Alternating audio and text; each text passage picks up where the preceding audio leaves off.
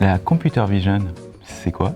C'est l'ensemble de techniques qui permettent à un ordinateur de comprendre le contenu d'une image ou d'une vidéo. De base, une image pour un ordinateur, ce n'est rien d'autre qu'une tonne de chiffres représentant l'intensité lumineuse d'une image. Avec le traitement d'image par l'IA, c'est un peu plus. Avec la computer vision, on peut établir automatiquement un diagnostic à partir d'imagerie médicale, trouver Charlie, faire une publicité qui aide à choisir ses nouvelles lunettes de soleil. Aujourd'hui, on va utiliser PoseNet pour créer un filtre façon Snapchat. PoseNet est un modèle permettant d'analyser en temps réel une vidéo pour estimer la position des personnes. Un modèle, c'est un algorithme qui est capable d'extrapoler un traitement à partir de données.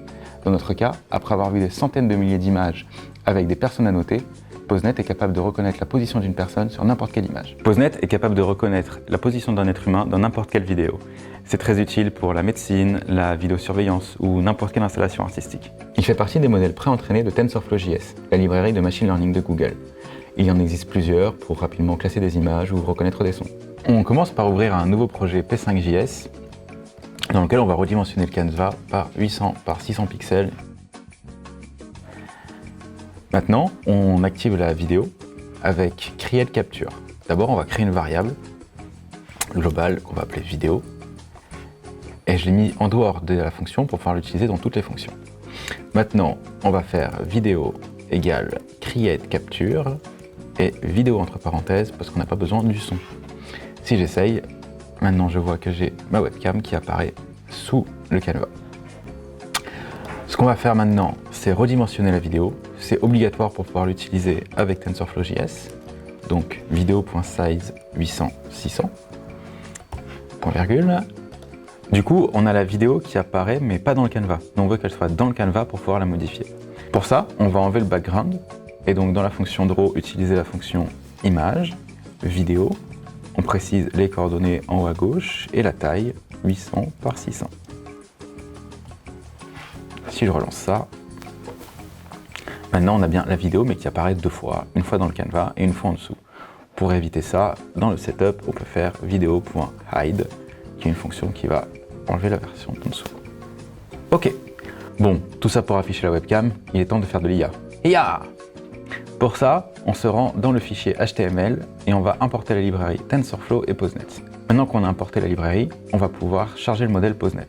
Pour ça, dans le setup, on va faire PoseNet.load. Sauf que cette fonction n'est pas instantanée. Pour ça, on va définir un callback avec un .zen. .zen, model loaded. Donc maintenant, cette fonction model loaded, on va aller la définir en dessous. Model loaded, qui va avoir comme paramètre le modèle. Et cette variable, on va la stocker dans une variable globale net. Ici, avec tout simplement net égale modèle. On va pouvoir afficher un petit message pour s'assurer que c'est bon. Modèle loaded. On réessaye. Et comme vous voyez, c'est pas instantané, mais au bout d'un moment, on a bien modèle loaded qui apparaît en bas. Donc maintenant que le modèle est chargé, on va pouvoir lancer une première reconnaissance. On va pouvoir utiliser ce modèle avec net.estimate single pose. On lui envoie vidéo.elt, l'élément vidéo, et un nouveau callback, pose estimated. On peut mettre ce qu'on veut, c'est une fonction qu'on va créer maintenant. Fonction pose estimated. Et dedans, on va mettre résultat. Et pareil, on va pouvoir afficher ce résultat en faisant un print résultat. On essaye, et voilà, ça marche.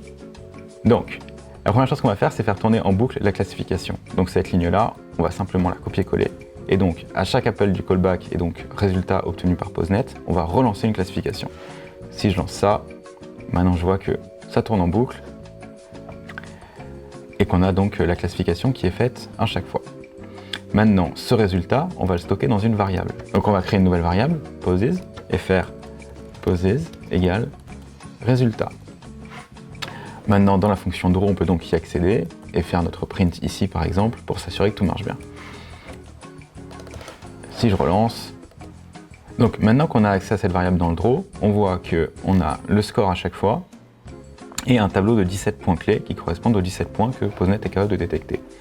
Si je vais dans la documentation, je vois cette liste. Le premier est le nez, c'est celui qu'on va utiliser aujourd'hui pour notre référence. Je peux aller sur Google, chercher une image en fond transparent de lunettes de soleil. Celle-là est dans une bonne résolution. Je l'enregistre quelque part et je vais aller l'importer dans P5. Donc pour importer mon image, je peux faire Add File. Vous n'aurez pas cette image si vous n'êtes pas connecté, donc pensez bien à créer un compte sur P5JS. Je vais récupérer mon image. Ok. Je la renomme pour que ce soit plus simple. Donc j'importe l'image et je la charge avec Load Image.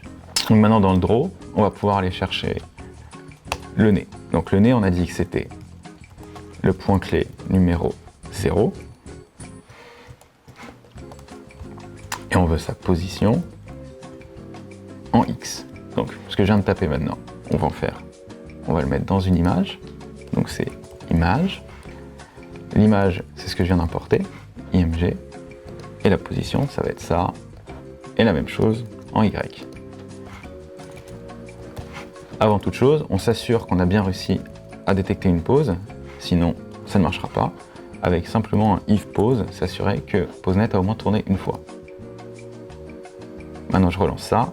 Donc là on a deux soucis. Premièrement, on voit que l'image est beaucoup trop grande et ensuite c'est mon nez qui est suivi, donc l'image se base par rapport à mon nez.